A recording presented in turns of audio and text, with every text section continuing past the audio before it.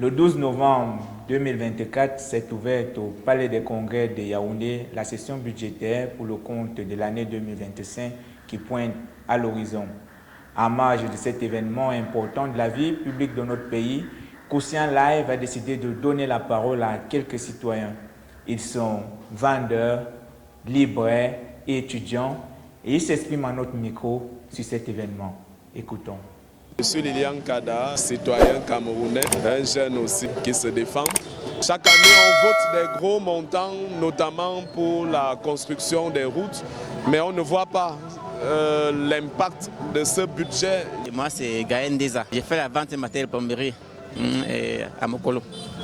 Okay. En ce qui concerne le budget qui a commencé à l'Assemblée nationale aujourd'hui, de mon point de vue, je pense que la priorité devait être les Camerounais. Le plus souvent, on se dit que c'est du cinéma qu'on fait là-bas du côté de l'Assemblée nationale. Voilà, les députés vont voter le budget, les différents ministères vont défendre des grosses enveloppes sur le terrain. Mais qu'est-ce qu'on en fait réellement au sein de la société? Quel est donc l'impact de ces gros budgets qui sont notamment votés sur le terrain? En ce qui concerne la session qui est entrée à l'Assemblée nationale aujourd'hui, déjà le pays fonctionne, on ne prend pas nos avis, on nous utilise comme des cobayes comme ça.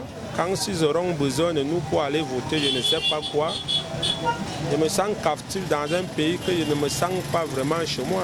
Étant Camerounais que je suis, je ne peux pas me prononcer sur quoi que ce soit. Actuellement, si nous traversons des périodes un peu difficiles, le Cameroun devient de plus en plus difficile et compliqué. Et puis moi je pense qu'on devait s'attarder plus sur la vie sociale. Il n'y a pas de route au Cameroun, les villes sont insalubres, et il manque même de l'eau.